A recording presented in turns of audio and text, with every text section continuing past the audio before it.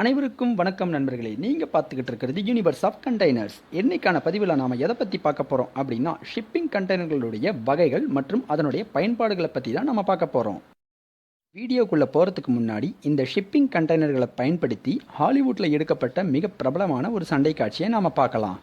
இந்த சண்டை காட்சியில் அதிக அளவு கம்ப்யூட்டர் கிராஃபிக்ஸ் பயன்படுத்தப்பட்டிருந்தாலும் இவங்க இந்த ஷிப்பிங் கண்டெய்னர்ஸை இந்த சண்டை காட்சியில் எந்த அளவுக்கு பயன்படுத்தினாங்க அப்படிங்கிறத நம்ம இன்னொரு வீடியோவில் பார்ப்போம்.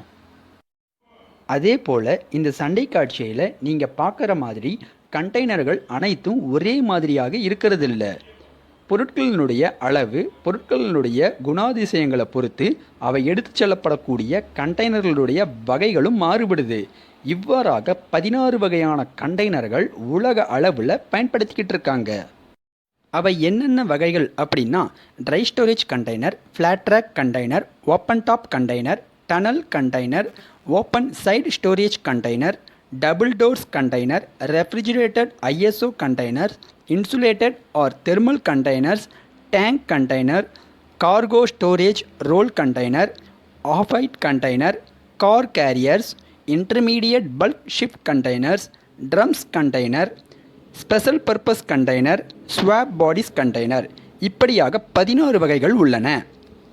நாம் பயன்படுத்துகிற குண்டூசி முதல் விண்வெளிக்கு ஏவப்படுகின்ற செயற்கைக்கோள் வரை அனைத்து விதமான பொருட்களும் இந்த கண்டெய்னர்களின் மூலமாக எடுத்து செல்லப்படுகின்றன. ஒரு மனிதனுடைய ஆயுட்காலத்துக்கு தேவையான உணவு மற்றும் தண்ணீரானது 2 கண்டெய்னர்கள் அளவுக்கு போதுமானதுன்னு சொன்னால் உங்களால் நம்ப முடியுதா?